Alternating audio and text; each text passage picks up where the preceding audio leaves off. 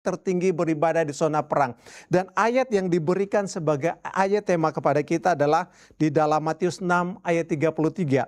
Tetapi carilah dahulu kerajaan Allah dan kebenarannya, maka semuanya itu akan ditambahkan kepadamu. Pendeta, ini kan kata-kata Yesus yang diberikan di zaman Yesus, yang dimana pada saat itu bangsa Yahudi atau orang-orang Israel ini sedang berada di dalam penjajahan, di dalam atau di bawah kuasa daripada kerajaan Roma. Dibandingkan dengan kita saat ini, ketika kita sedang dalam situasi yang begitu aman, tidak ada perang, kata-kata seperti katakan carilah dahulu kerajaan Allah, ini sesuatu yang biasa, pendeta. Tetapi kalau di zaman Yesus, di zaman ketika ada penguasa yang lain sedang berkuasa, kemudian ada statement mengatakan carilah dahulu kerajaan Allah, berarti digambarkan seperti ada ini kerajaan yang lain. Pendeta, ini bagi para pendengar, bagi para pembaca kalimat daripada Yesus ini seakan-akan ini menjadi ancaman nih. Bahaya bagi kita ini dikatakan sebagai mencari dahulu kerajaan lain, seakan-akan kita memberontak kepada penguasa yang ada pada saat itu. Pendeta, kira-kira gambaran pendeta mengenai kalimat ini maknanya seperti apa yang kita bisa terapkan dalam kehidupan kita saat ini? Silakan pendeta. Ya, terima kasih Bapak Jeffrey untuk pertanyaan yang sangat komprehensif dan sangat penting sekali untuk kita pelajari pada Sabat hari ini. Jadi seperti tadi Bapak Jeffrey sudah sampaikan, kita harus lihat konteks historis di mana ayat ini disampaikan, ya. Dan tentu saja pada saat itu seperti tadi sudah disampaikan bahwa bangsa Israel itu bukanlah bangsa yang merdeka, ya. Bangsa Israel itu berada di bawah kekuasaan Romawi. Jadi secara politik kita bisa melihat bahwa bangsa Israel itu mereka tidak berdaulat, ya. Jadi mereka itu tidak memiliki pemerintahan sendiri, tetapi mereka dipimpin atau diperintah oleh gubernur Romawi seperti Pontius Pilatus, dan Pontius Pilatus melayani di bawah kaisar daripada Romawi tersebut. Nah, secara agama dan nasionalisme, orang Yahudi pada saat itu mereka menantikan seorang Mesias. Ya. Tetapi dalam pemikiran mereka, Mesias ini adalah Mesias yang akan membebaskan mereka dari penindasan asing, atau Mesias yang akan membebaskan mereka daripada kerajaan Romawi, dan mereka menginginkan agar kerajaan seperti zaman Salomo atau Raja Daud itu dikembalikan, ya, dipulihkan secara literal di dunia ini. Itulah harapan mereka. Nah, secara sosial pun ada kelompok-kelompok dari orang Yahudi, seperti contoh yang saya sebutkan kelompok Zelot, ya. Mereka berjuang dengan semangat nasionalisme yang kuat untuk melawan bangsa Roma dengan kekerasan. Jadi ketika disebutkan Matius 6 ayat 33, tetapi carilah dahulu kerajaan Allah dan kebenarannya, maka semuanya itu akan ditambahkan kepadamu.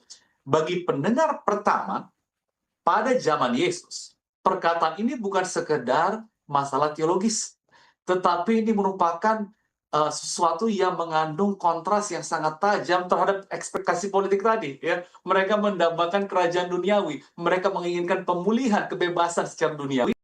Tetapi Mesias yang datangi Yesus, mereka mengarahkan kepada kerajaan rohani. Jadi Yesus datang bukan untuk mendirikan kerajaan politik, tetapi Yesus datang untuk memberikan kerajaan rohani yang memerintah dalam hati manusia. Ya, saya ingat satu ayat dalam Yohanes 18:36 katakan, kerajaanku bukan dari dunia ini. Jika kerajaanku dari dunia ini, pasti hamba-hambaku telah melawan supaya aku jangan diserahkan kepada orang Yahudi. Akan tetapi kerajaanku bukan dari sini. Ya, jadi dari ayat tersebut kita bisa melihat bahwa mencari kerajaan Allah, dia tidak sedang menyuruhkan pemberontakan terhadap Roma, melainkan itu merupakan panggilan untuk meninggalkan pandangan duniawi tentang kekuasaan dan menyerahkan kehidupan mereka untuk hidup di bawah pemerintahan Allah. Sebab Yesus ketika dia melayani di dunia ini, dia menyampaikan dua hal mengenai kerajaan Allah. Yang pertama adalah kerajaan kasih karunia, atau dalam bahasa Inggris disebut sebagai Kingdom of Grace. Nah, kerajaan kasih karunia ini didirikan oleh Kristus pada kedatangan yang pertama, di mana Allah memerintah dalam hati orang percaya. Dan Yesus juga membawa kerajaan kemuliaan yang disebut sebagai Kingdom of Glory. Dan ini diwujudkan sepenuhnya pada kedatangan Kristus yang kedua ketika segala dosa dan penderitaan dihapuskan. Jadi harapan orang Yahudi adalah kebebasan duniawi, pemulihan kerajaan seperti kerajaan Salomo dan kerajaan Daud, sedangkan Yesus sebenarnya mempersiapkan sesuatu yang jauh lebih besar, jauh lebih indah, dan tidak terbatas, yaitu kerajaan surga. Nah, satu buku yang berjudul Alfa dan Omega jilid 5 halaman 45 mengatakan, sejak Adam jatuh dalam dosa, seluruh rencana keselamatan telah diarahkan untuk mendirikan kembali kerajaan kasih karunia itu dalam hati manusia yang akan membawa kepada kerajaan kemuliaan yang kekal. Jadi penting sekali saudara-saudaraku agar kerajaan kasih karunia itu tumbuh, berdiam, berkembang dalam hati manusia sehingga Tuhan akan mempersiapkan kerajaan kemuliaan kekal yaitu kerajaan surga.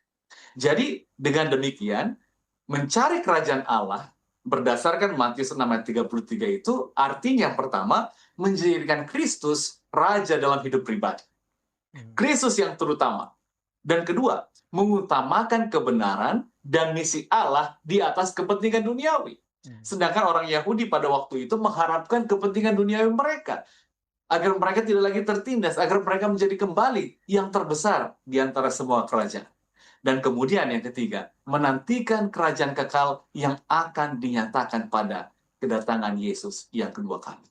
Jadi, yang disampaikan Yesus dalam Matius 6 ayat 33 bukanlah sebuah pernyataan politik, tetapi merupakan panggilan untuk revolusi rohani.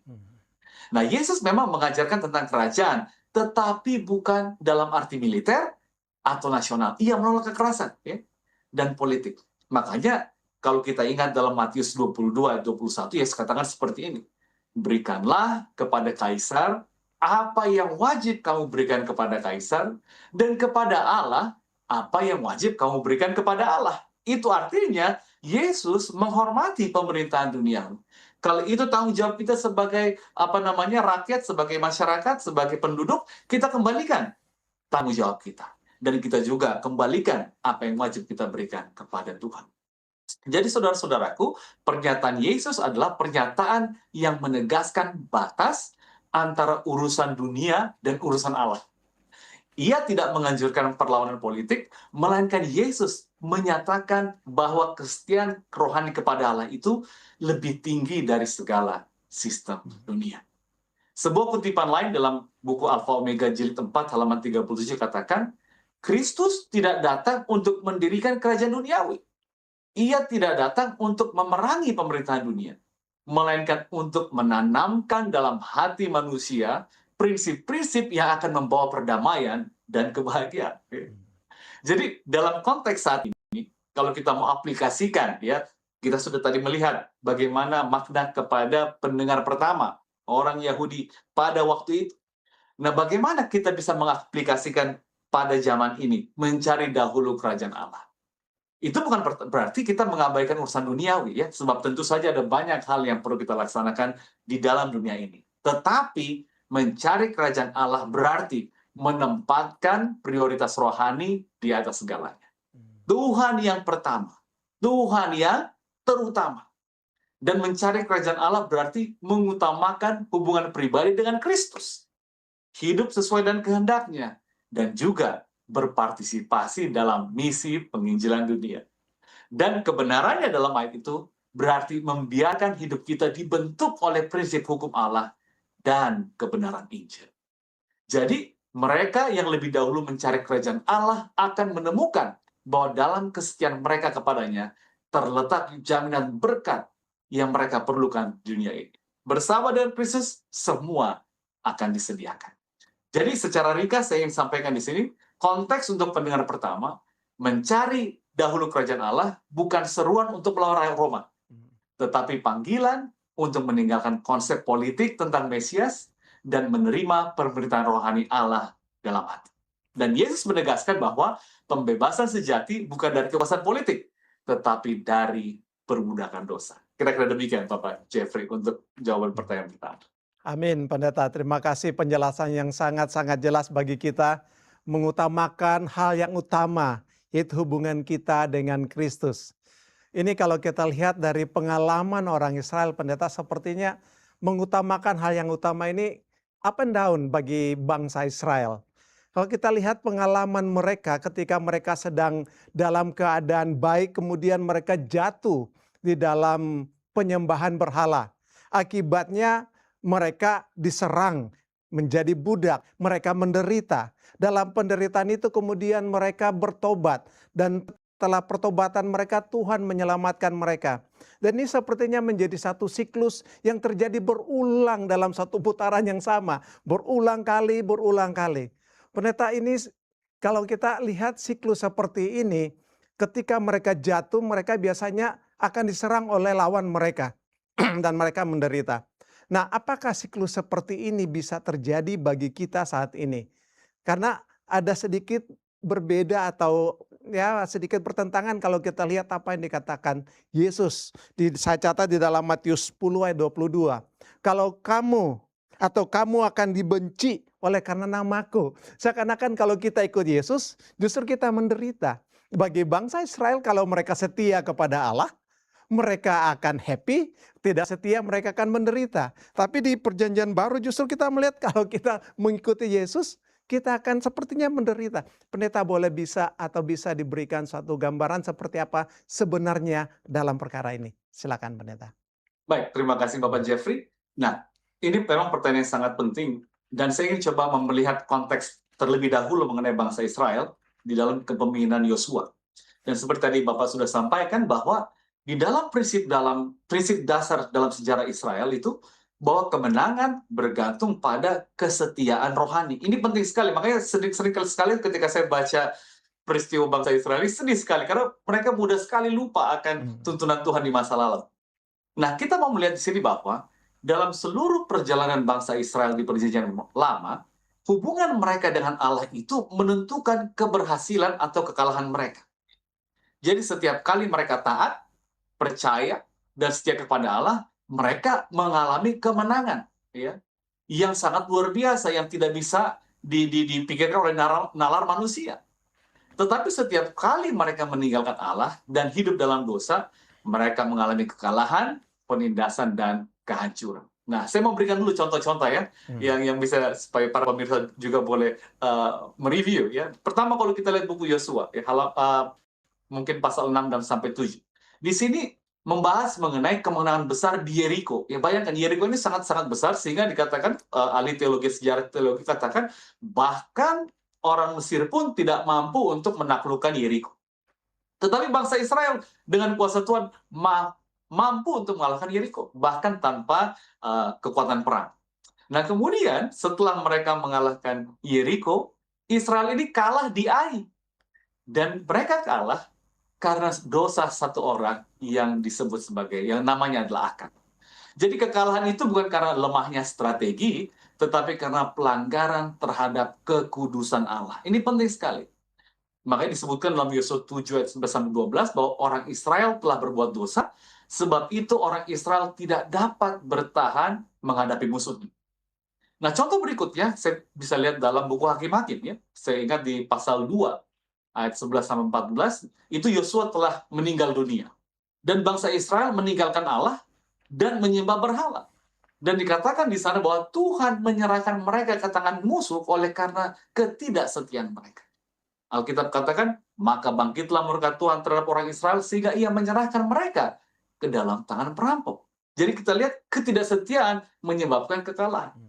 Nah, dalam 1 Samuel pasal 4, kita juga bisa melihat contohnya ketika bangsa Israel membawa tabut perjanjian ke medan perang melawan orang Filistin. Ya. Mereka pikir dengan membawa tabut itu mereka pasti menang. Namun mereka kalah besar dalam pertarungan itu karena kehidupan mereka dipenuhi oleh dosa. Jadi simbol kehadiran Allah tidak menjamin kemenangan bila hati mereka tidak benar. Jadi simbol itu bisa ada di sana, tetapi Tuhan tidak ada dalam hati mereka. Nah, kemudian di dalam buku Tawarik, 2 Tawarik pasal yang 20, kita bisa melihat bahwa bagaimana Raja Yosafat menghadapi musuh yang besar. Nah, Raja Yosafat ini dia tidak mengandalkan kekuatan militer, tetapi dia mengandalkan apa?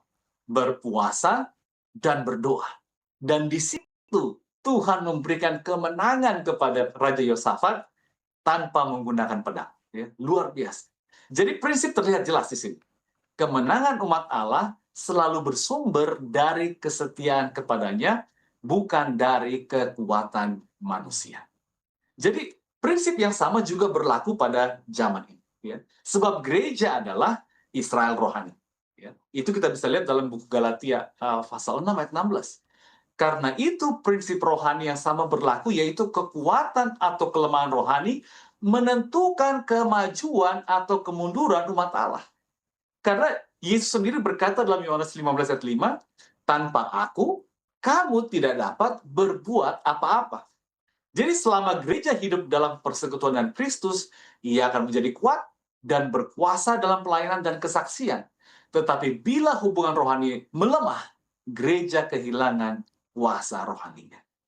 Nah, ini kita bisa lihat juga di dalam buku terakhir dari Alkitab, yaitu kitab Wahyu, yang berbicara di pasal 3 mengenai jemaat Laodikia. Kitab Wahyu pasal 3 ayat 15-17 mengatakan seperti ini, engkau suam-suam kuku, engkau berkata, aku kaya, padahal engkau melarat, malang, miskin, buta, dan telanjang. Jadi kita bisa lihat di sini bahwa kelemahan rohani ini adalah bentuk modern dari kekalahan Israel kuno. Bukan oleh pedang musuh, tetapi oleh kelalaian rohani dan kesombongan rohani. Nah, beberapa kutipan yang saya mau sampaikan, yang pertama dari buku Para Nabi dan Raja, mengatakan seperti ini.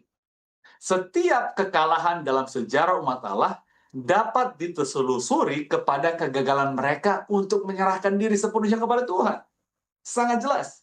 Dan kemudian kutipan satu lagi dari buku Christ Object Lesson, halaman 408 dikatakan, bila umat Allah gagal untuk memelihara hubungan yang hidup dengan Kristus, mereka tidak akan memiliki kuasa untuk melawan kejahatan. Jadi kuasa itu datang dari Kristus. Kuasa itu bukan dari diri sendiri. Ya. Nah, jadi kemenangan rohani itu memiliki satu rahasia. Rahasianya adalah datang kepada Kristus. Ya. Jadi sejarah menunjukkan bahwa setiap kebangunan rohani dimulai dari pertobatan dan pembaruan rohani. Yang pertama kita bisa lihat yaitu mengenai peristiwa Pentakosta dalam buku Kisah pasal 2. Kemenangan besar, penginjilan pada waktu itu ribuan orang dibaptiskan, menerima, dan gereja itu terus bertambah. Gereja mula-mula itu bertambah dan bertambah dan bertambah. Dan itu terjadi setelah para murid lakukan apa? Mereka bersatu dalam doa, mereka mengaku dosa, dan mereka menyerahkan diri. Nah, kalau kita lihat pergerakan gereja Masedonia hari ke-7 di awal tahun 1840-an, kita bisa melihat bahwa pertumbuhan pesat terjadi karena hal yang serupa. Semangat doa, kesederhanaan, penyerahan penuh, dan pembelajaran akan kitab suci yang sangat sungguh-sungguh. Jadi untuk akhir zaman, kita bisa kaitkan bahwa kemenangan terakhir umat Allah akan datang melalui pencurahan Roh Kudus dalam hujan akhir, yang merupakan hasil dari kebangunan dan reformasi sejati. Ya. Sebuah kutipan dalam buku Selected Messages, halaman 121, katakan, kebangunan rohani yang sejati di antara umat Allah adalah kebutuhan terbesar dan paling mendesak dari segala kebutuhan kita.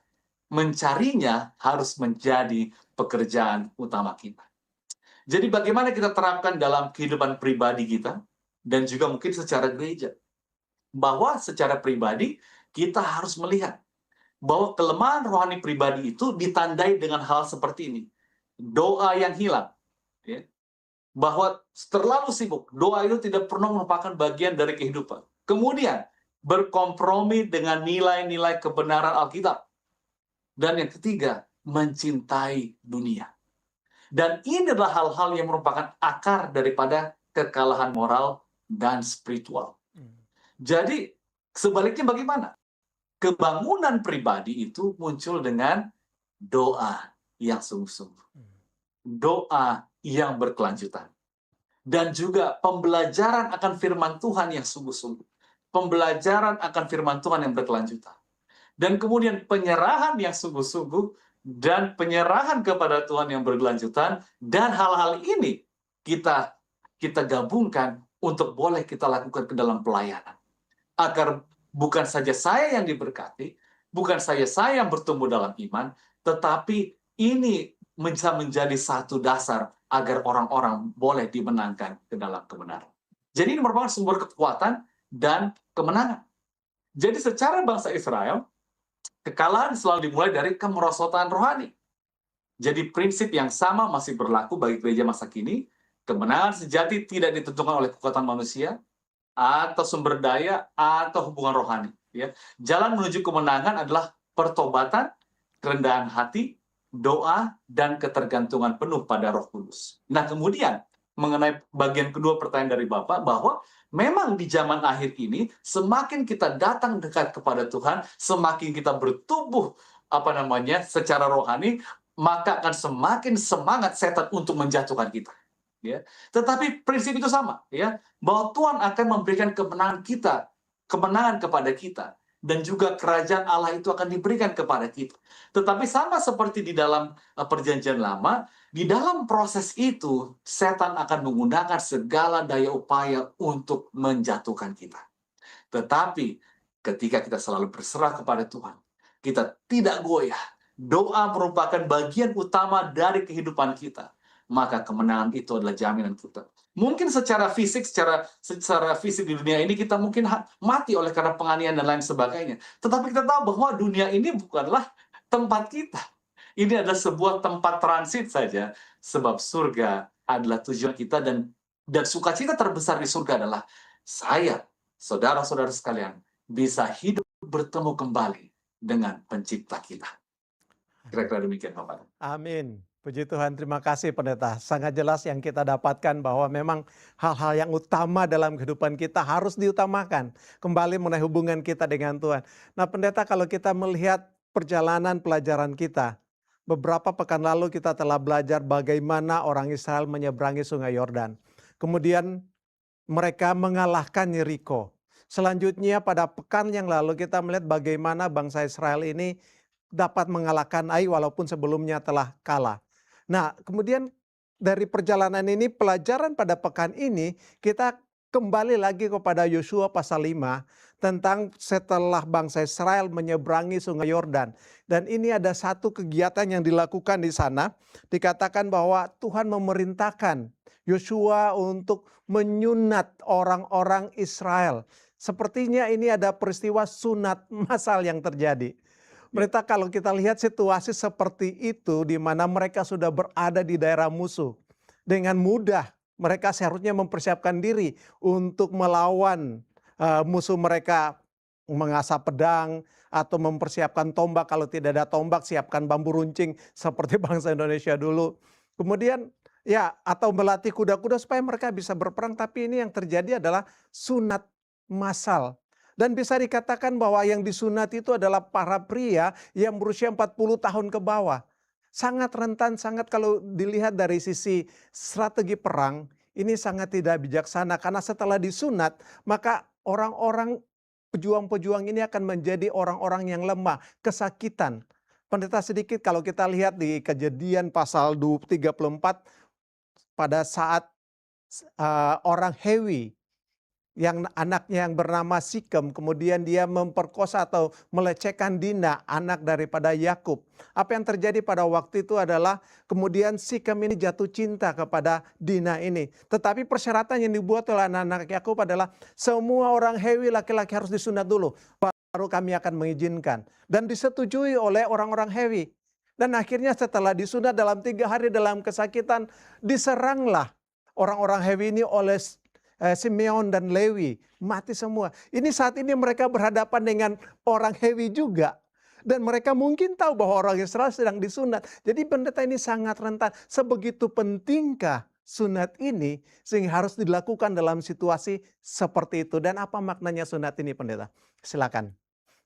Oke, terima kasih Bapak Jeffrey untuk pertanyaannya ya. Dan ini sangat-sangat penting sebab mungkin ketika orang membaca ayat ini, wah, apakah ini sesuatu yang diperlukan ya? Seperti Bapak sudah sampaikan bahwa memang mereka sedang dalam satu pergerakan untuk masuk ke dalam medan pertempuran, sedangkan hal yang mereka lakukan bukannya mempersiapkan perang, tetapi justru sunat yang menyebabkan penundaan persiapan, kira-kira demikian. Nah, di sini saya mau sampaikan mengenai konteks historisnya terlebih dahulu ya, bahwa Yosua sebagai pemimpin bangsa Israel, ya, dia bukan hanya sebagai pemimpin bangsa, bukan hanya sebagai pemimpin militer, tetapi Yosua juga adalah pemimpin rohani.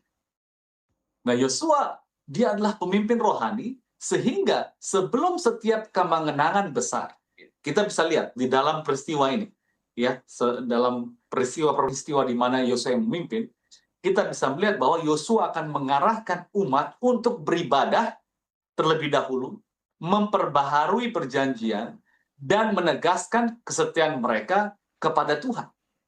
Ini sangat penting.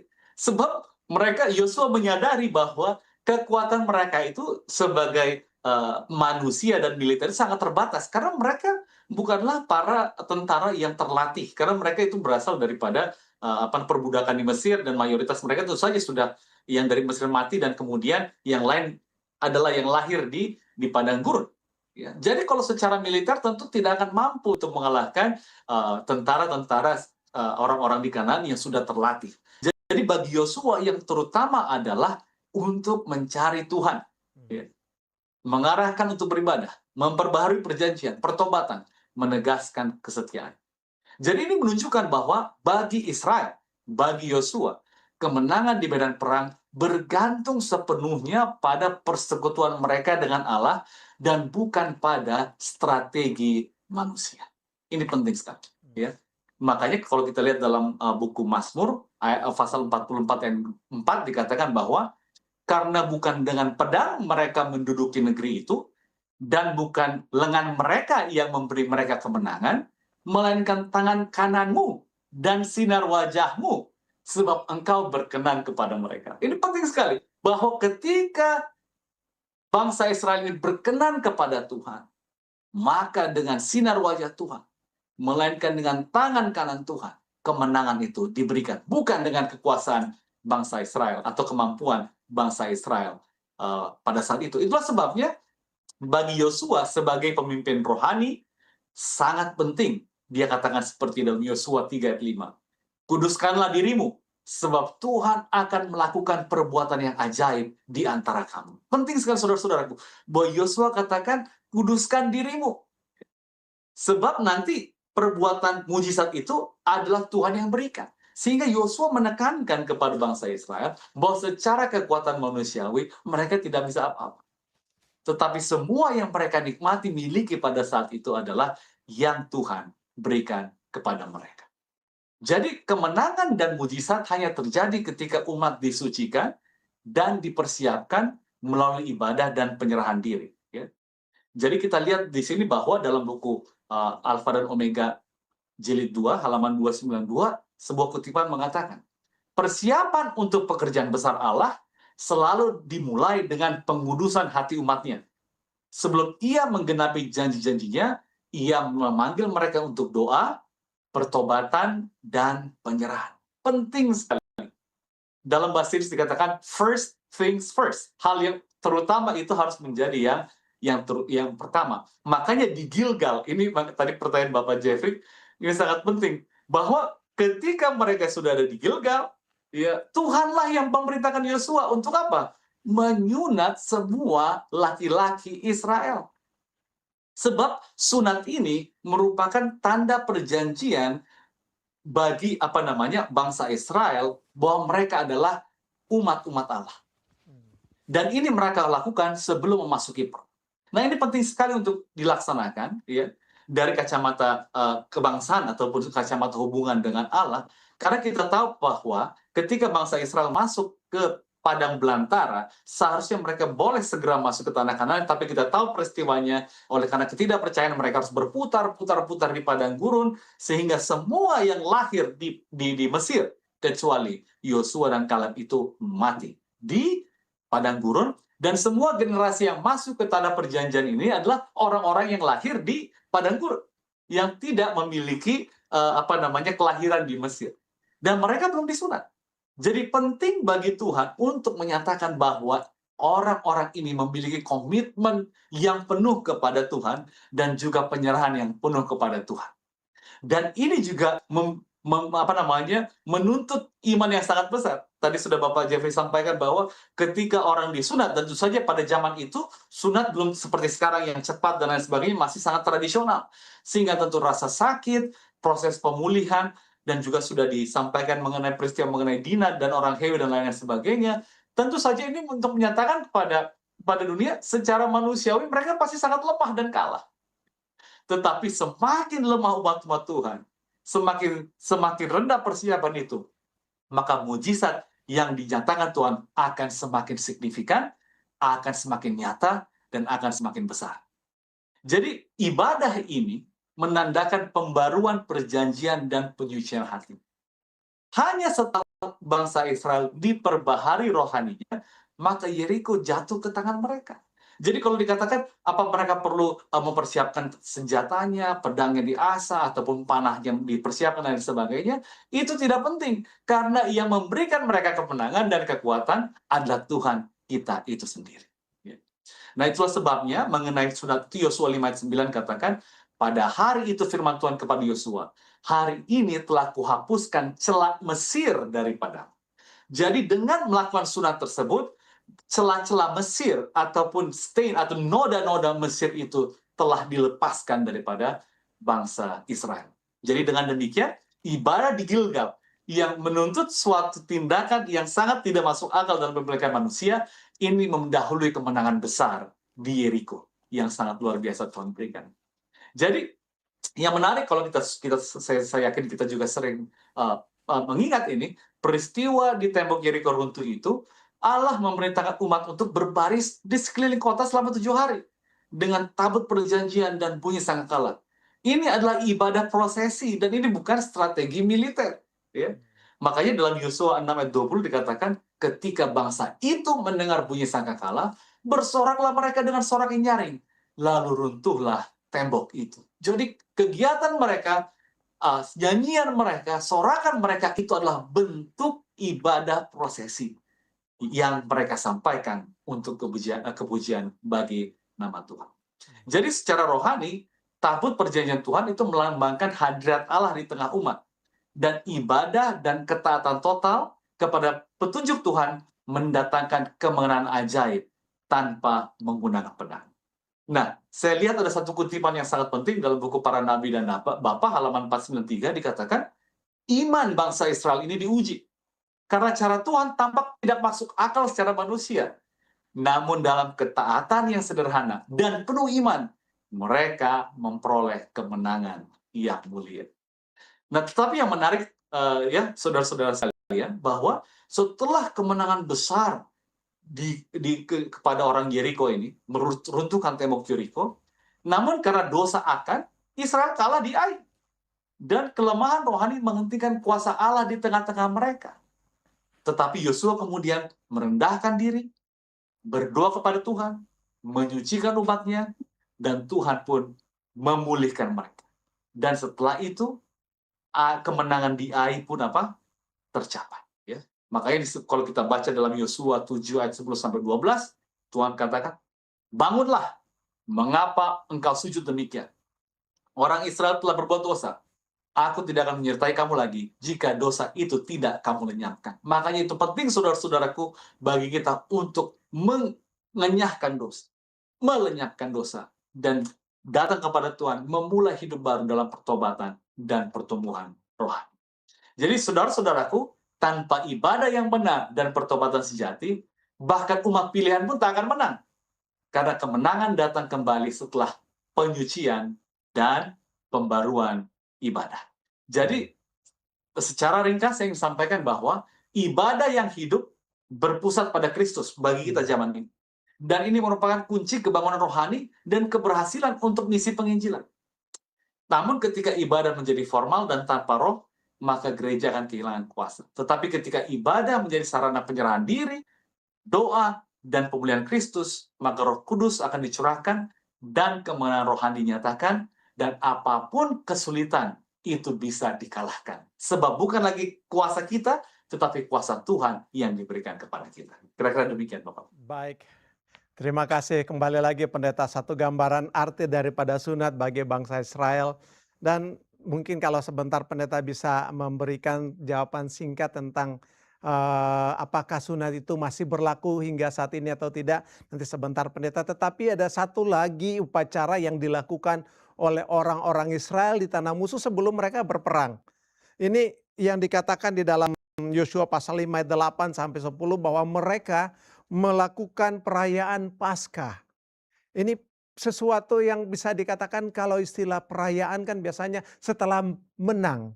Mungkin setelah mengalahkan seluruh tanah Kanan, ayo kita merayakan.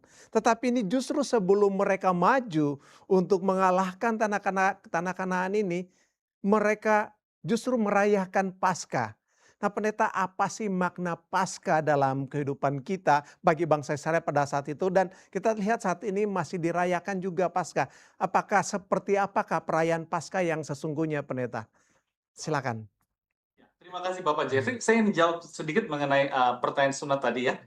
Jadi memang seperti saya sampaikan bahwa sunat itu dimintakan oleh Tuhan ya sejak di buku Kejadian di hari ke-8 untuk dilakukan sunat, sebab itu merupakan tanda lambang pada saat itu terhadap orang-orang untuk menjadi umat Allah atau bagian dari umat Allah, dan pada saat itu terkait erat dengan identitas nasional mereka sebagai orang Israel ataupun orang Yahudi ya.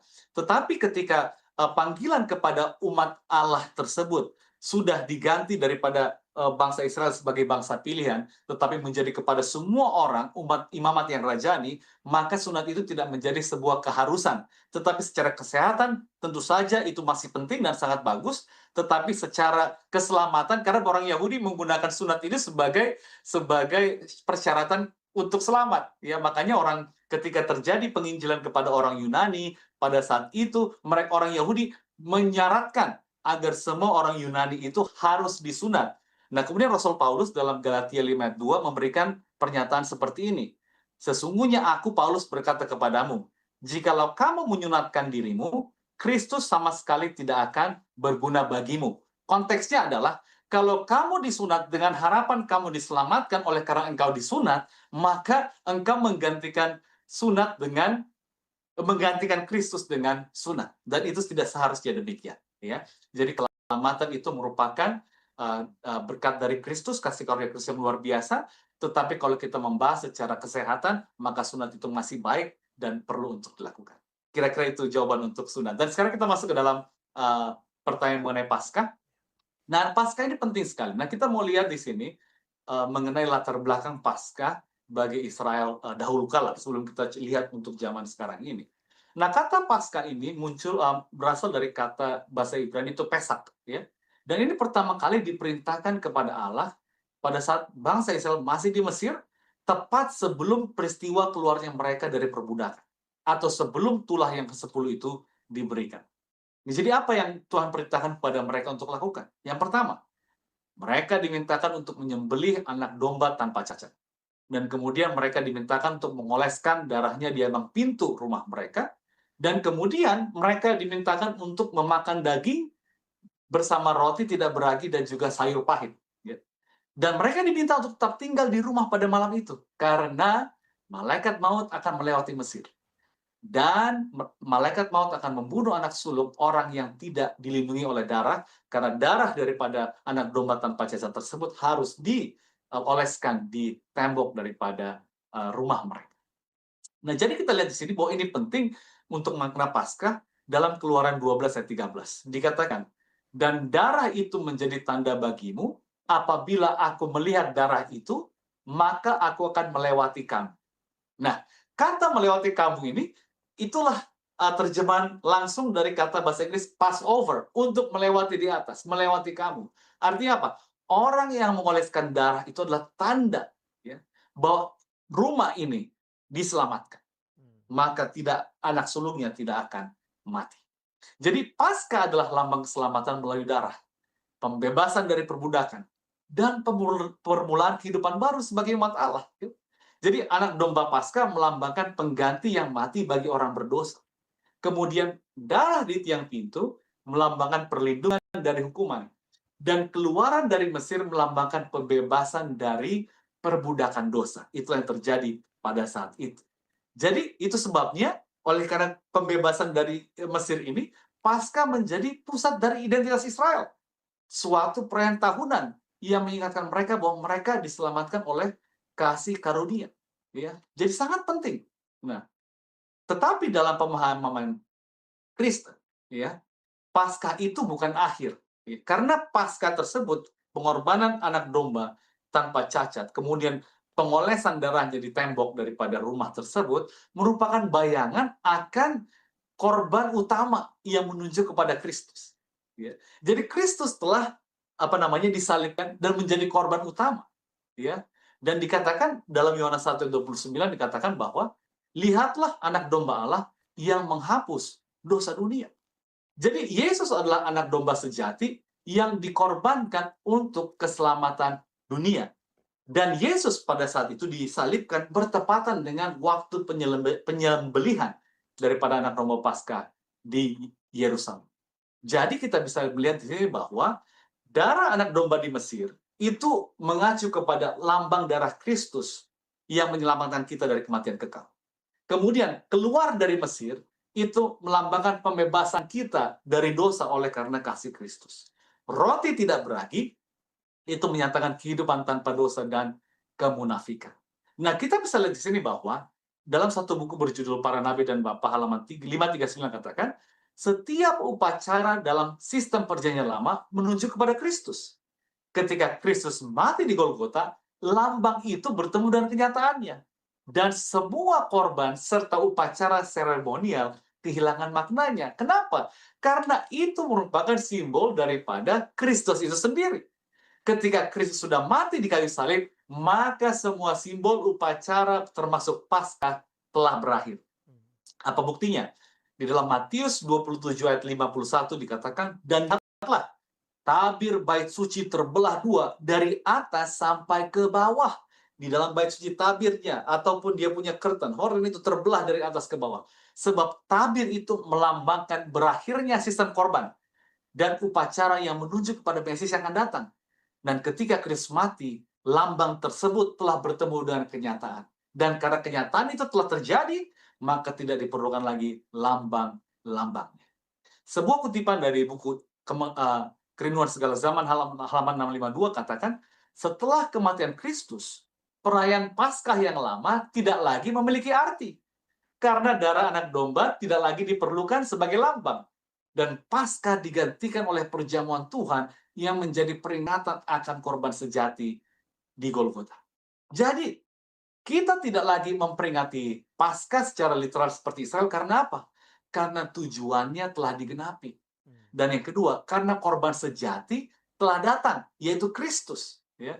Dan oleh karena itu, seperti yang tadi saya sudah sampaikan sebelumnya, sistem upacara Taurat telah berakhir. Nah, saudara-saudaraku, jadi apa yang perlu kita rayakan pada saat ini?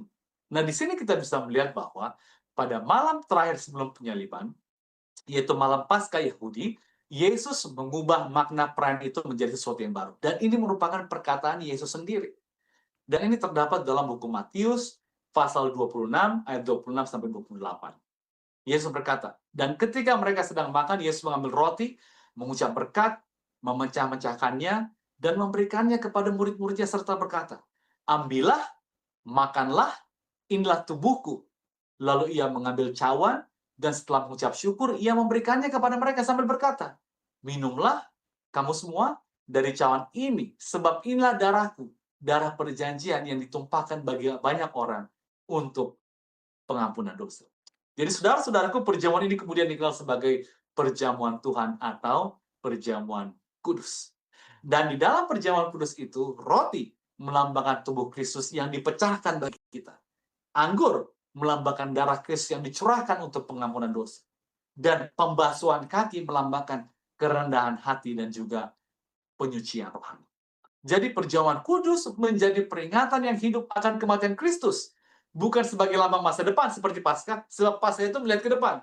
Tetapi Kristus telah mati di kayu salib, maka Kristus nyatakan bahwa Paskah tidak diperlukan lagi. Perjamuan kudus adalah yang perlu engkau lakukan, sebab itu menjadi peringatan akan Yesus. Itu yang Yesus katakan dalam Lukas 22:19. Dia katakan, lakukanlah ini menjadi peringatan akan aku. Jadi saudara-saudaraku, kita bisa melihat bahwa dalam Paskah lama, ini mengingat pembebasan Israel dari Mesir. lambang keselamatan melalui darah anak domba. Untuk anak domba Paskah menunjuk kepada Kristus, anak domba Allah. Namun penggenapan disalib ketika Kristus mati, maka simbol Paskah digenapi dan selesai. Dan perjamuan kudus atau perjamuan Tuhan itu menggantikan Paskah. Sebab ini merupakan peringatan akan korban Kristus yang telah selesai dan janji kedatangannya kembali. Apa maknanya bagi kita? Kita hidup dalam kesadaran akan penebusan dan penyucian dan kesatuan dalam Kristus. Kira-kira demikian, Bapak Jeffrey. Baik, terima kasih Pendeta untuk uraiannya. Nanti mungkin Pendeta bisa menambahkan karena sering ditanyakan juga Pendeta, untuk perjamuan kudus itu berapa sering saya harus merayakannya? Apakah setiap minggu kah, setiap bulan, atau setiap tahun? Nanti Pendeta bisa ditambahkan, tetapi ada satu kegiatan lagi yang dilakukan oleh Yosua dengan bangsa Israel ini di daerah musuh. Tapi ini sepertinya terdapat dalam Yosua pasal 8 ayat 30 sampai 35 tentang mereka sepertinya setelah mengalahkan Yeriko, mengalahkan Ai, kemudian mereka melakukan satu kegiatan yaitu mendirikan mezbah. Mendirikan mezbah di gunung Ebal atau apa namanya itu, Pendeta Ebal. Nah, nanti Pendeta bisa jelaskan pada kita apa sih makna daripada mezbah ini dan apa yang lambang-lambang yang ada di sana dan kegiatan apa saja yang dilakukan oleh Yosua dan bangsa Israel pada saat itu. Silakan Pendeta. Oke, terima kasih Bapak Jeffrey, pertanyaan yang sangat bagus. Nah, untuk pertanyaan yang pertama tadi, seberapa sering ya? Kalau kita lihat dalam Alkitab, yang Yesus katakan dalam Lukas 22:19 adalah, lakukanlah ini menjadi peringatan akan aku. Ya. Jadi frekuensinya tidak disebutkan, ya. Tetapi apakah ini boleh dilaksanakan sesering mungkin? Boleh saja, ya. Nah, salah satu praktik yang sering dilaksanakan di beberapa gereja yang saya hadiri, ada yang melaksanakan setiap kuartal, setiap 3 bulan, ini yang paling umum. Ada yang melaksanakan setiap bulan atau 1 kali sebulan. Ini juga sangat umum. Tetapi saya rasa ini bisa dibahas secara internal, sebab tentu ada logistik-logistik yang diperlukan dalam hal ini, dan tentu ada juga pemikiran kalau dilakukan terlalu sering maknanya akan memudar, kira-kira demikian. Jadi biarlah prinsipnya adalah lakukan untuk mengingat akan penyerahan ataupun pengorbanan Yesus di kayu salib. Ya. Frekuensinya biarlah dibahas secara internal menurut kondisi logistik dan juga keadaan di jemaat-jemaat setempat. Tetapi apakah boleh lakukan secara sering? Boleh, kira-kira demikian. Terima kasih untuk pertanyaan kedua mengenai mezbah pembaruan. Nah, ini penting sekali ya, sebab ini juga satu peristiwa yang Yosua lakukan ya, sebagai bukan saja pemimpin bangsa atau militer, tetapi juga pemimpin rohani. Ya. Jadi Islam mezbah pembaruan ini bukanlah istilah yang banyak digunakan ya, dalam Alkitab. Namun secara konsep, mezbah ini memang berfungsi sebagai tempat perjumpaan antara Allah dan manusia, tempat pertobatan, penyerahan diri, dan pembaruan rohani. Nah, tadi sudah disebutkan mengenai peristiwa di Gunung Ebal, tapi saya mau sampaikan dulu sebelumnya. Di zaman Alkitab di Perjanjian Lama, mezbah selalu menjadi pusat penyembahan sejati kepada Allah. Kenapa saya katakan demikian? Kalau kita ingat Nuh, ya, ketika air bah itu sudah kering dan mereka keluar dari dari bahtera, maka Nuh mendirikan mezbah setelah air bah itu surut. Kemudian Abraham, Ishak dan Yakub mereka mendirikan mezbah sebagai tanda iman dan penyerahan diri. Dan Musa juga mendirikan mezbah setelah kemenangan atas Amalek. Dan Yosua, tadi seperti Bapak Jeffrey sampaikan, membangun mezbah pembaruan perjanjian di Gunung Ebal. Elia juga memperbaiki mezbah Tuhan yang telah diruntuhkan di Gunung Karmel. Nah, ini disebut secara langsung sebagai tindakan pembaruan rohani. Jadi saudara-saudaraku, mezbah adalah simbol penyembahan sejati kepada Allah yang hidup, dan ketika mezbah diruntuhkan atau ditinggalkan, itu menandakan kemerosotan rohani umat. Sebaliknya, ketika mezbah diperbaiki atau didirikan kembali, maka itu menandakan kebangunan dan pembaharuan rohani. Nah, jadi apa makna rohani dari mezbah pembaruan? Jadi mezbah adalah tempat pertemuan antara dosa dan anugerah. Ya. Karena apa? Di atas mezbah ada korban diletakkan dan ada darah yang tercurah. Apa makna mengenai hal-hal tersebut? Ada kematian karena dosa. Karena dosa saya, ada yang mati. Dan kemudian terdapat pengampunan melalui pengganti. Jadi bukan saya yang mati, tetapi ada yang menggantikan. Dalam hal ini korban anak domba yang tanpa cacat, yang merujuk kepada Kristus nantinya. Kemudian artinya adalah, mezbah adalah tempat di mana dosa bertemu manusia, dosa manusia bertemu dengan kasih karunia Allah. Jadi dalam sistem korban, korban yang dipersembahkan itu menunjuk pada Kristus yang merupakan anak domba Allah. Itu sebabnya dalam Ibrani 9:22 dikatakan, sebab tidak ada pengampunan tanpa penumpahan darah. Efesus 5:2 katakan, Kristus telah menyerahkan dirinya untuk kita sebagai persembahan dan korban yang harum bagi Allah. Jadi setiap kali seseorang mempersembahkan korban di atas mezbah, itu melambangkan penyerahan total kepada Allah. Mezbah menjadi simbol pembaharuan rohani bahwa manusia mempersembahkan hidupnya kepada Tuhan. Itulah sebabnya dalam Roma 12 ayat 1 dikatakan, karena itu saudara-saudara, demi kemurahan Allah, aku menasihatkan kamu, supaya kamu mempersembahkan tubuhmu sebagai persembahan yang hidup, kudus, dan berkenan kepada Allah. Itu adalah ibadahmu yang sejati. Jadi mezbah pembaruan dalam konteks rohani masa kini adalah tindakan menyerahkan hidup kita sepenuhnya kepada Tuhan untuk dibaharui oleh Roh Kudus. Nah, mari kita lihat beberapa unsur-unsur dari mezbah tersebut yang disampaikan dalam Yosua. Pasal 8. Batu ataupun kayu mezbah itu merupakan dasar persekutuan dengan Allah yang kokoh. Kenapa? Karena Kristus adalah batu karang keselamatan kita. Kemudian korban binatang itu melambangkan sebagai Kristus sebagai korban pengganti manusia berdosa. Dan darah korban yang tercurah itu merupakan kehidupan yang dikorbankan, simbol pengampunan dosa melalui darah Kristus. Dan api di atas mezbah merupakan hadrat Allah dan karya Roh Kudus yang menyucikan dan membakar dosa. Dan asap yang naik ke atas merupakan doa, penyembahan, dan penyerahan umat kepada Allah. Dan abu daripada korban bakaran itu melambangkan penghapusan dosa dan hasil dari korban yang selesai. Jadi, ketika Yosua memimpin bangsa Israel, mereka mendirikan mezbah pembaruan di Gunung Ebal, ya. Dan inilah yang mereka lakukan. Ketika mereka sampai di sana, mereka menuliskan kembali hukum Taurat di atas batu. Mereka mempersembahkan korban bakaran dan korban keselamatan. Dan mereka kemudian membacakan seluruh hukum Taurat di hadapan Tuhan. Sangat penting, saudara-saudara. Dan ini melambangkan akan pembaruan perjanjian Allah setelah masuk ke tanah perjanjian.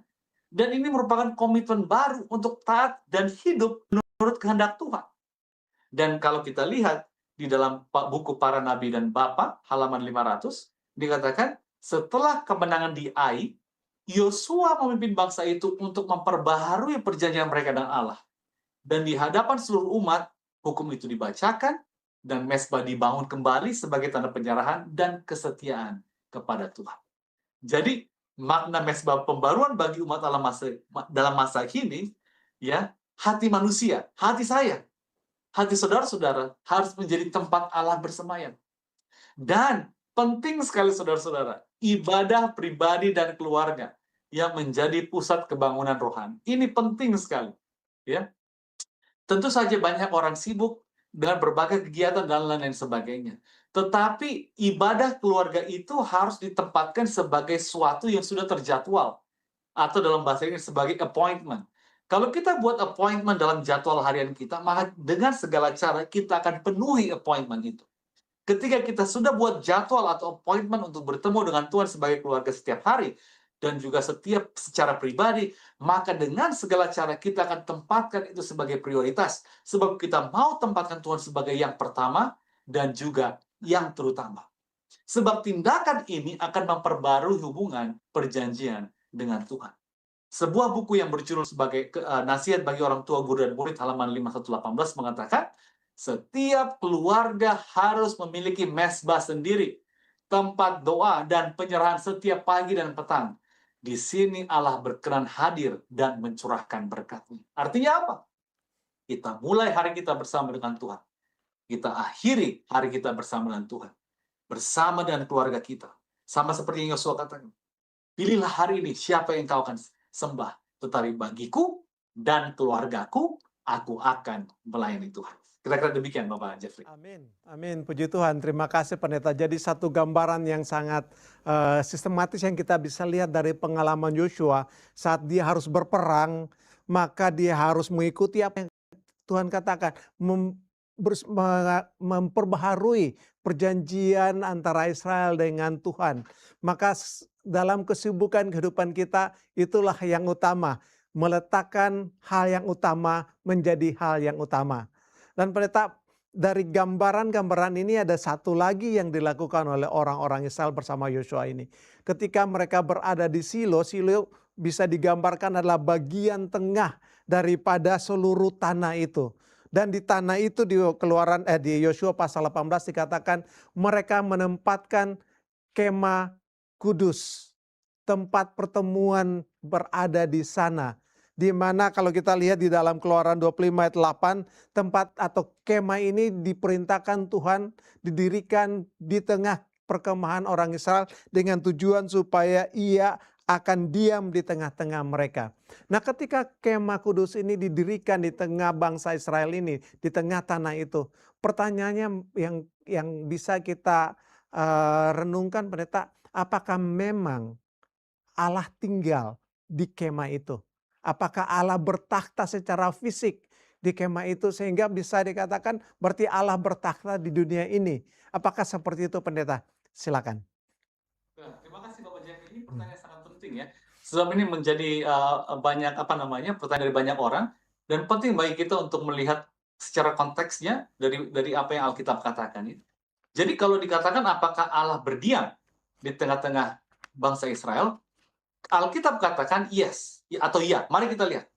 Ketika bangsa Israel keluar dari Mesir dan sedang menuju tanah Kanaan, Allah memerintahkan mereka untuk mendirikan kemah suci. Ya.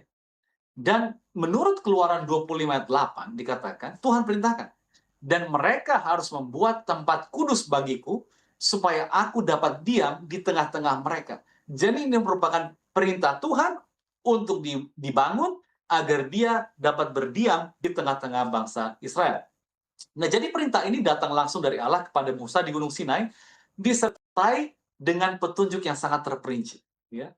Jadi kemah suci dalam bahasa Ibrani disebut Mishkan, itu menjadi pusat penyembahan, pusat pemerintahan rohani, dan lambang kehadiran Allah di tengah umatnya. Ya. Jadi pertanyaan tadi adalah, tetapi Tuhan sudah bilang bangun dan untuk berdiam di sana. Tetapi apakah benar-benar Allah berdiam atau tinggal di sana? Apakah tahtanya ada di bumi dan lain sebagainya? Nah, ini merupakan pertanyaan yang sangat penting. Karena kalau kita berbicara mengenai Tuhan, atau secara hakikat, maka Tuhan Allah kita itu tidak terbatas oleh ruang dan waktu. Ya. Dia tidak terbatas dalam ruang dan waktu, sebab dia di luar ruang dan waktu. Dialah menciptakan ruang dan waktu. Namun dalam konteks kemah suci, ya, Allah menyatakan kehadirannya secara simbolis dengan nyata melalui kemuliaannya, atau disebut sebagai Shekinah atau Shekinah. Apa buktinya? Dalam Keluaran 40 ayat 34 dikatakan, lalu awan itu menutupi kemah pertemuan dan kemuliaan Allah memenuhi kemah suci. Shekinah itu memenuhi kemah suci. Keluaran 25-22 katakan, dan Tuhan berkata kepada Musa, aku akan menampakkan diri kepadamu di atas tutup pendamaian di antara kedua kerub yang ada di atas tabut hukum, tabut perjanjian. Ya, Tuhan katakan kepada Musa, aku akan menampakkan diri kepada. Ya. Jadi yang bisa kita maknai daripada pernyataan Tuhan ini adalah bahwa Tuhan Allah tidak tinggal dalam pengertian manusia. Ya, seperti contohnya Tuhan menempati sebuah rumah atau manusia menempati rumahnya. Ya. Tetapi kata tinggal atau berdiam di sini itu menyatakan hadirat Tuhan secara nyata. Yaitu hadiratnya secara nyata itu ditunjukkan melalui kemuliaannya atau Shekinah itu. Yaitu cahaya ilahi yang bersinar di atas tutup pendamaian di dalam bilik yang maha suci. Nah, kata Shekinah berasal dari kata Ibrani syakal, yang berarti berdiam atau tinggal. Dari sinilah kata Mishkan atau suci, kemah suci berasal. Jadi kata Mishkan atau kemah suci berasal dari kata Shekinah, ya, yang berarti berdiam atau tinggal. Jadi benar, kemah suci adalah tempat Allah berdiam di bumi, namun dalam bentuk kehadiran ilahi, bukan keberadaan fisik. Nah, bagaimana dengan tahta Allah? Apakah tahta Allah itu dilaksanakan dari bumi? Seperti tadi pertanyaan yang sudah disampaikan. Nah, dalam pengertian simbolis dan teologis, kita bisa katakan iya. Kenapa? Karena tahta Allah di surga diwakilkan secara simbolis di bumi melalui tabut perjanjian yang diletakkan di ruang atau di bilik yang maha suci. Tadi kita sudah baca ayat yang mengatakan seperti itu. Nah, di dalam tabut perjanjian tersebut ada beberapa beberapa benda yang ditempatkan di dalamnya. Yang pertama adalah dua loh batu. Ya, dua loh batu itu berisi 10 hukum. Dan ini melambangkan dasar pemerintahan Allah. Nah, kemudian di dalam tabut itu ada disebut sebagai tutup pendamaian. Ya. Tutup pendamaian ini adalah bagian atas dari tabut perjanjian, atau dalam bahasa Inggris disebut mercy seat, dan di atasnya itu ada dua kerub emas atau malaikat, ya, emas yang berjaga secara bentuk. Dan kemudian di antara kedua kerub itu hadirat Allah atau Shekinah glory itu dinyatakan. Jadi kita bisa melihat di sini bahwa tabut itu adalah lambang tahta Allah di bumi yang ditempatkan di kemah suci. Di dalam Keluaran 25 ayat 17 sampai 22 dikatakan, engkau harus membuat tutup pendamaian dari emas murni, dari kedua ujungnya haruslah engkau membuat dua kerub dari emas. Di atas tutup pendamaian itulah aku akan bertemu dengan engkau. Itulah perintah Tuhan. Nah, dalam sebuah buku disebut bernama Alfa dan Omega Jilid 2 halaman 348 dikatakan, tabut perjanjian di dalam ruang yang maha suci adalah lambang tahta Allah di surga. Di atasnya terdapat dua kerub yang menundukkan wajahnya dalam penyembahan terhadap Allah. Seperti halnya para kerub di sekitar tahta Allah di surga. Jadi, di atas tabut perjanjian ada dua kerub yang dibentuk dan kepala tertunduk, dan di tengah-tengah itu adalah Shekinah glory, kemuliaan Allah yang dinyatakan di tahta Allah yang dilambangkan dalam tabut perjanjian tersebut. Jadi saudara-saudaraku, Allah bukan hanya tinggal di kemah suci secara simbolik, tetapi seluruh perkemahan Israel itu diatur mengelilingi tabernakel itu. Seperti yang tadi Bapak Jerry sampaikan, ya. Dalam Bilangan 2:2 katakan, maka orang Israel harus berkemah masing-masing di tempatnya, di bawah panji-panji pasukannya, berhadapan dengan kemah suci. Sehingga dari manapun mereka tinggal, dimanapun kemah mereka ditempatkan, ketika mereka melihat ke depan, mereka melihat kemah suci yang melambangkan kehadiran dan tahta Allah. Jadi susunan ini menggambarkan Allah sebagai pusat kehidupan bangsa Israel. Sebab setiap suku memiliki posisi tertentu di sekitar tabernakel, menggambarkan bahwa Allah harus menjadi pusat kehidupan rohani dan sosial umat-umatnya. Jadi saudara-saudara, kita bisa melihat sini bahwa kehadiran Allah itu memang ada di tengah-tengah bangsa Israel, dan kita bisa lihat di sini bahwa Tuhan itu memang bertahta di sana. Jadi yes, Tuhan pernah berdiam di bumi tengah-tengah Israel, dan tabut perjanjian dan ruang bilik yang maha suci adalah lambang tata Allah di bumi, tetapi Allah tidak dibatasi oleh ruang itu, sebab kehadiran Tuhan di sana bersifat simbolis dan rohani. Kemuliaannya lah yang berada di sana. Kira-kira demikian, Bapak Jeffrey. Baik, terima kasih Pendeta untuk penjelasan yang begitu baik.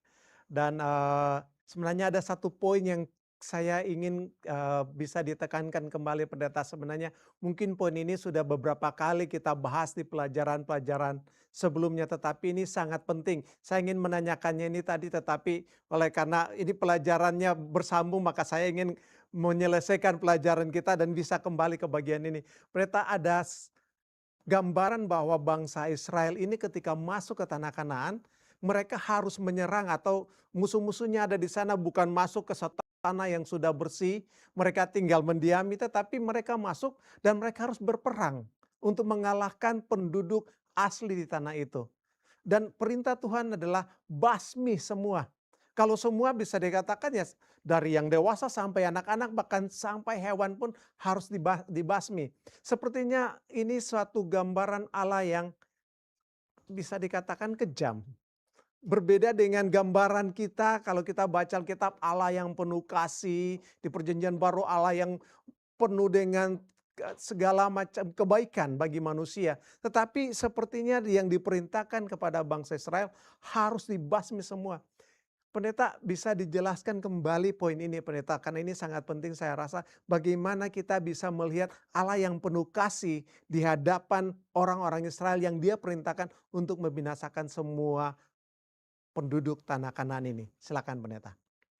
Baik, terima kasih Bapak Jeffrey. Ini adalah pertanyaan yang sangat penting dan banyak orang yang kemudian meninggalkan kebenaran karena memiliki pertanyaan seperti ini. Sebab bagi mereka ini sangat berbalik, tidak sinkron dengan kasih Allah, kira-kira demikian. Jadi banyak orang menggunakan pertanyaan mengapa Allah melakukan seperti itu, mengapa kira-kira hal itu diizinkan dan lain dan sebagainya.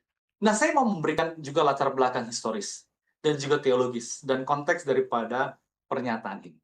Nah, ketika bangsa Israel akan memasuki tanah Kanaan, Allah berfirman dalam Ulangan 7 ayat 1 sampai 2 dikatakan, apabila Tuhan Allahmu telah membawa engkau masuk ke negeri yang akan kau masuki untuk mendudukinya, dan ia telah menghalau banyak bangsa dari hadapanmu, maka engkau harus menumpas mereka sama sekali. Janganlah engkau mengadakan perjanjian dengan mereka, dan janganlah engkau mengasihani mereka. Inilah banyak sekali dikutip, dan orang bilang, wah kejam sekali Tuhan kita, dan tidak menunjukkan kasih dan lain sebagainya. Namun saudara-saudaraku, saya mau katakan bahwa sekilas perintah ini tampak keras, bahkan kejam ya. Tetapi jika dilihat dalam konteks sejarah, dalam konteks moral, kita akan menemukan bahwa tindakan Allah ini bukanlah bentuk kekejaman, melainkan ini merupakan sebuah bentuk penghakiman yang adil dan penuh kesabaran.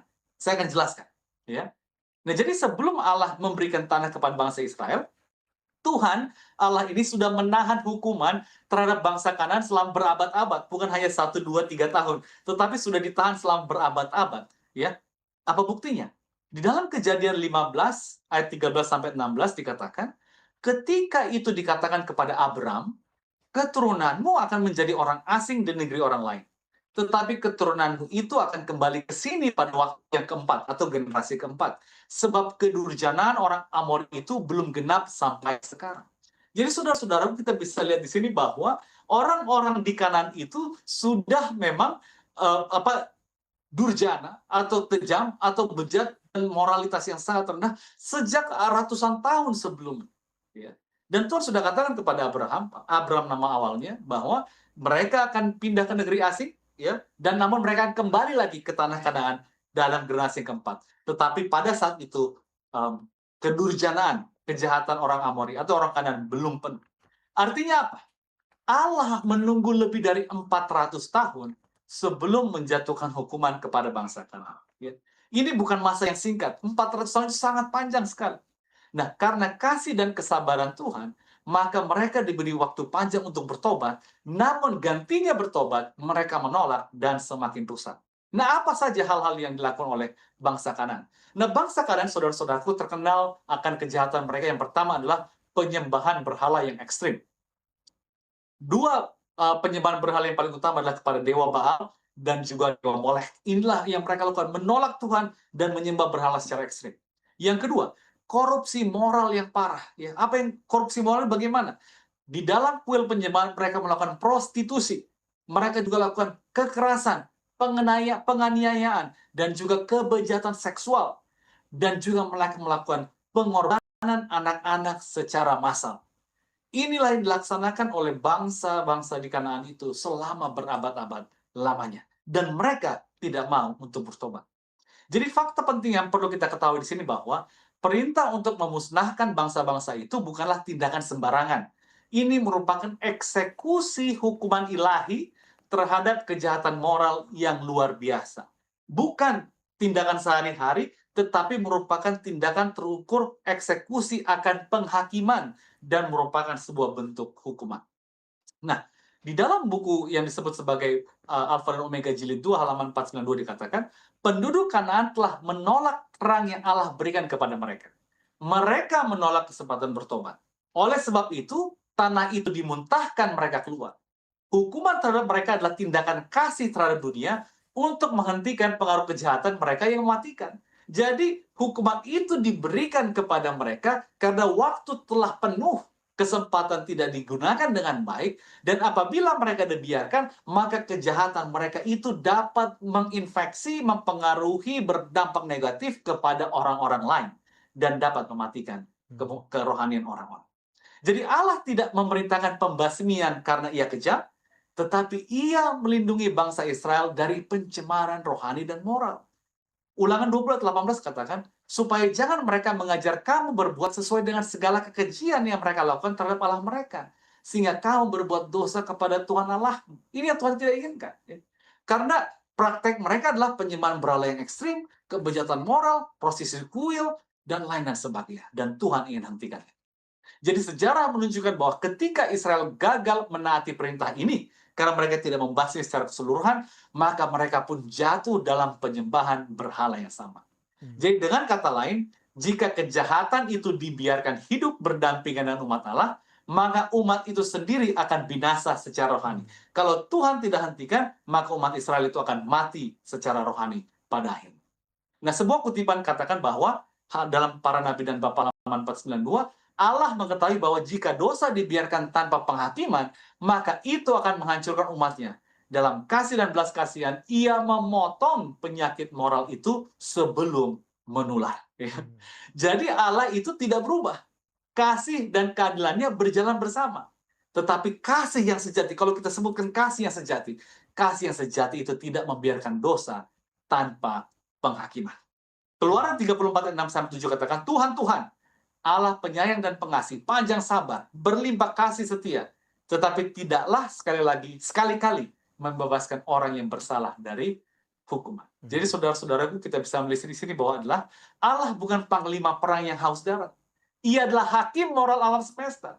Ketika dosa sudah mencapai puncaknya, penghakiman menjadi wujud kasih Allah untuk melindungi dunia dari kebejatan total.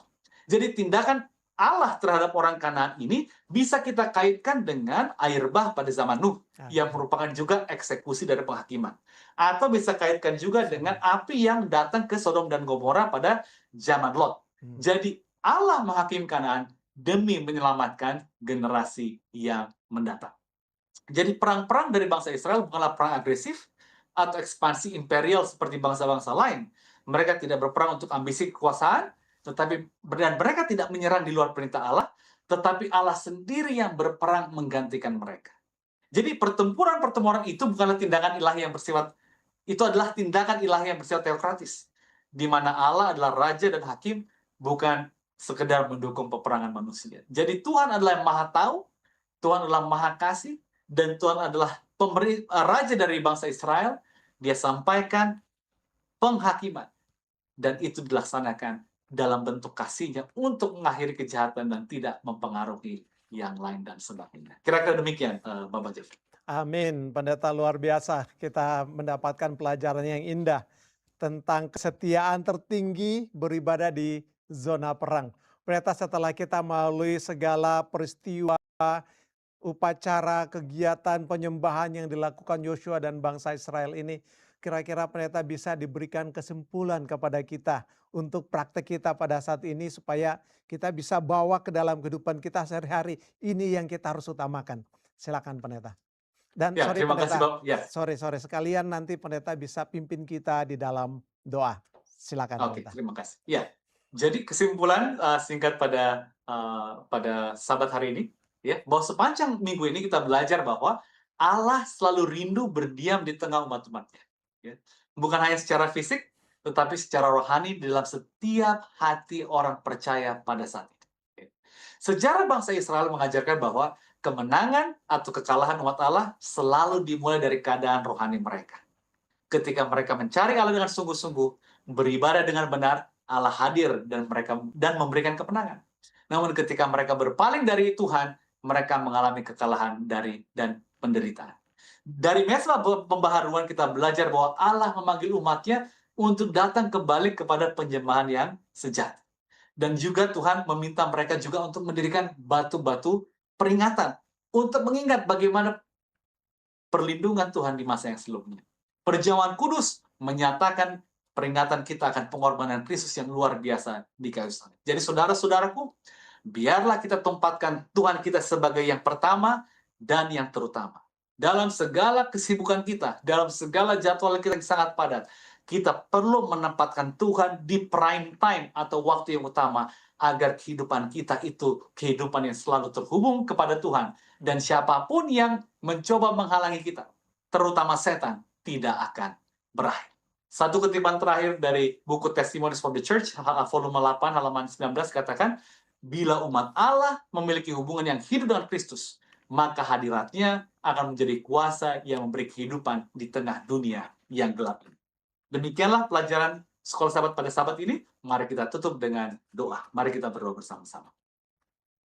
Allah Bapa kami yang berada dalam kerajaan surga, penuh dengan sukacita kami berterima kasih Tuhan atas pelajaran yang Kau berikan kepada kami melalui kepemimpinan Yosua, dan bagaimana Yosua bukan saya sebagai pemimpin militer bangsa, namun dia pemimpin rohani, dan dia menuntun bangsa Israel untuk melihat bahwa apapun yang mereka miliki, kemenangan apapun yang mereka miliki, hanya berdasarkan daripada penyediaan mujizat-Mu.